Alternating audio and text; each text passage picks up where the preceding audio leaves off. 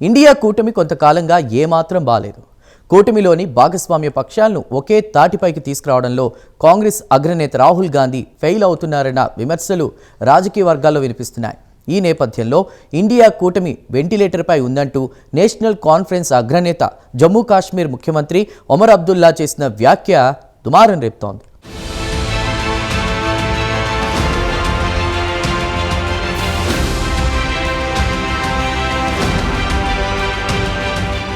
India కూటమి ventilator పై ఉంది. ఇది బీజేపీ నాయకులు చేసిన కామెంట్ కాదు. ఇండియా కూటమిలో భాగస్వామ్య పక్షమైన నేషనల్ కాన్ఫరెన్స్ అగ్రనేత జమ్మూ కాశ్మీర్ ముఖ్యమంత్రి ఒమర్ అబ్దుల్లా చేసిన వ్యాఖ్య ఇది. ఇండియా కూటమి ప్రస్తుతం పరిస్థితిపై ఒమర్ అబ్దుల్లా ఆవేదన ఈ వ్యాఖ్యల్లో కనిపిస్తోంది. అంతే తప్ప ఇండియాలో కూటమికి పెద్దన్నగా వ్యవహరిస్తున్నటువంటి కాంగ్రెస్ పార్టీని విమర్శించాలన్న ఉద్దేశం కూడా ఒమర్ అబ్దుల్లాకు ఉన్నట్లు లేదు. ఒమర్ అబ్దుల్లా చెప్పినట్లు బీహార్ ఎన్నికల తర్వాత ఇండియా కూటమి పరిస్థితి మరింత దిగజారింది. ఓట్ల చోరీ అంటూ కాంగ్రెస్ అగ్రనేత రాహుల్ గాంధీ 16 రోజుల పాటు బీహార్లో చేసిన యాత్ర ఏమాత్రం ఓట్లు రాచలేకపోయింది. అంతేకాదు, రాహుల్ ఆరోపణలు ఓటర్లపై ప్రతికూల ప్రభావం చూపాయన్న అభిప్రాయాలు కూడా వ్యక్తమవుతున్నాయి. మొత్తం మీద రాహుల్ గాంధీ దగ్గర ఓట్లు రాబట్టే చాణక్యం లేదన్న విషయం ఇండియా కూటమిలోని భాగస్వామ్య పక్షాలకు కూడా తెలిసిపోయింది.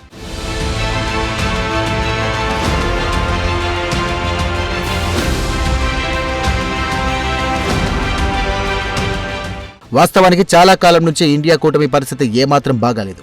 మొదటి నుంచి కూటమిలో భాగస్వామ్య పక్షంగా ఉన్న ఆమ్ ఆద్మీ పార్టీ వైదొలిగింది. ఈ ఏడాది జూలైలో పార్లమెంట్ సమావేశాలు ప్రారంభం వేళ ఆమ్ ఆద్మీ పార్టీ తీసుకునే ఈ నిర్ణయం ఇండియా కూటమికి పెద్దన్నగా భావించుకునే కాంగ్రెస్ పార్టీకి షాక్గానే భావించాలి.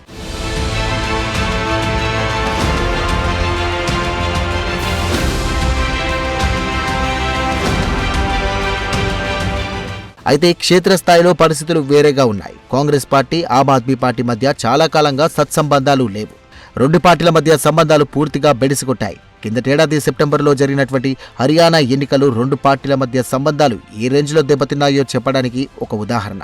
హర్యానా అసెంబ్లీ ఎన్నికల్లో కాంగ్రెస్తో పాటు ఆప్ కూడా పోటీ చేసింది. అయితే ఈ సీట్ల సర్దుబాటుకు సంబంధించి కాంగ్రెస్, ఆప్ మధ్య ఏకాభిప్రాయం కుదరలేదు. దీంతో ఇండియా కూటమిలో భాగస్వామ్య పక్షాలుగా ఉన్న కాంగ్రెస్, ఆమ్ ఆద్మీ పార్టీ విడివిడిగా పోటీ చేయాలని నిర్ణయించుకున్నాయి. చివరకు ఇండియా కూటమితో భాగస్వామ్య పక్షాలకు ఉన్న కాంగ్రెస్, ఆప్ విడివిడిగా పోటీ చేశాయి. అంతిమంగా భారతీయ జనతా పార్టీకి విజయాన్ని కట్టబెట్టాయి.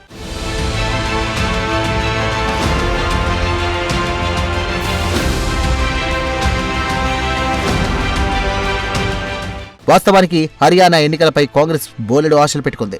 అప్పటికే హర్యానాలో 2 పర్యాయాలు బీజేపీ అధికారంలో ఉంది. దీంతో ప్రభుత్వ వ్యతిరేకత పెరగడం సహజం. దీనికి తోడు హర్యానాలో బలమైన జాట్ సామాజిక వర్గం కూడా ఈ ఎన్నికల్లో కాంగ్రెస్కు అనుకూలంగా పోలరైజ్ అవుతున్నటువంటి సంకేతాలు ఒక దశలో అందాయి. అయితే అందరి అంచనాలు తలకిందులు చేస్తూ కాంగ్రెస్ పార్టీ ఓటమి పాలైంది. ఈ నేపథ్యంలో ఆమ్ ఆద్మీ పార్టీ పోటీ చేయడం వల్లనే హర్యానాలో తాము ఓడిపోయామన్న అభిప్రాయానికి కాంగ్రెస్ అధినాయకత్వం వచ్చింది.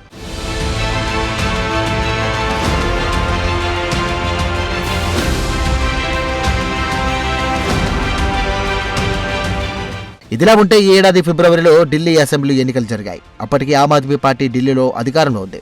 అలాగే ప్రధాన ప్రతిపక్షంగా బీజేపీ ఉంది. అయినప్పటికీ ఢిల్లీలో కాంగ్రెస్ పార్టీ విడిగా పోటీ చేసింది. అంతిమంగా ఎన్నికల్లో బీజేపీ విజేతగా నిలిచింది. దీంతో ఆమ్ ఆద్మీ పార్టీకి పడాల్సిన ఓట్లన్నీ కూడా కాంగ్రెస్ పార్టీ చీల్చివేసిందని, దీనికి ఫలితంగానే బీజేపీ విజయం సాధించగలిగిందన్న వాదన రాజకీయ వర్గాల్లో జోరుగా ఉంది. అంతేకాదు, ఈ వాదనకు ఆమ్ ఆద్మీ పార్టీ అధినాయకత్వం ఫిక్స్ అయినట్లే కనిపించింది.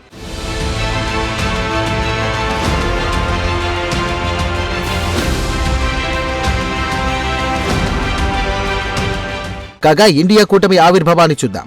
2023 మే నెలలో జరిగినటువంటి కర్ణాటక అసెంబ్లీ ఎన్నికలు దేశ రాజకీయాలను మలుపు తిప్పాయి. గ్రాండ్ ఓల్డ్ పార్టీగా పేరున్న కాంగ్రెస్ పార్టీ పరిస్థితి కర్ణాటక ఎన్నికల ఫలితాలు వచ్చే వరకు ఏమాత్రం బాగాలేదు. కాంగ్రెస్ నేతలు, కార్యకర్తలు తీవ్ర నిరాశ, నిస్పృహలో కూరుకుపోయి ఉన్నారు. చాణక్యుడిగా పేరొందినటువంటి గులాం నబీ ఆజాద్ సహా అనేక మంది ప్రముఖులు, పలు రాష్ట్రాల్లో పీసీసీ అధ్యక్షులుగా పనిచేసిన హేమా హేమే లాంటి నేతలు కాంగ్రెస్కు గుడ్ బై కొట్టారు.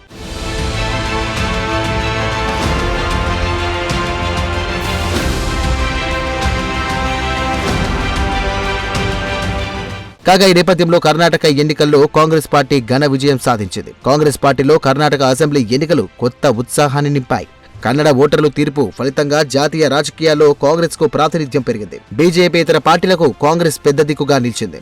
ఈ నేపథ్యంలో బీహార్ ముఖ్యమంత్రి నితీష్ కుమార్ చొరవ తీసుకుని పాట్నాలో విపక్ష తొలి భేటీని ఏర్పాటు చేశారు. ఆ తర్వాత బెంగళూరులో 2 రోజుల పాటు ప్రతిపక్షాలు సమావేశాలు జరిగాయి. బెంగళూరులో సమావేశాల్లో ప్రతిపక్షాలు మరో ముందడుగు వేశాయి. ప్రతిపక్షాల కూటమికి ఇండియా అంటూ పేరు పెట్టుకున్నాయి.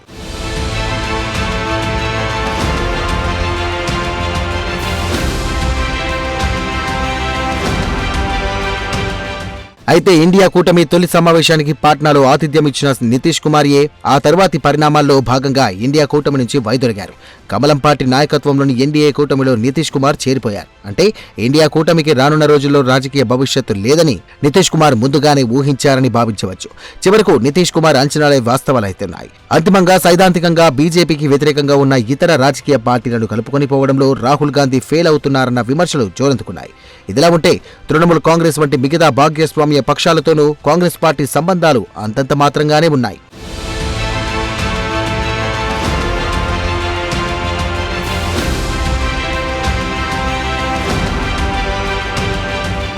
అంతిమంగా ఇండియా కూటమిలో మిగిలేది ఎవరన్న ప్రశ్న కూడా తెర మీదకు వస్తోంది.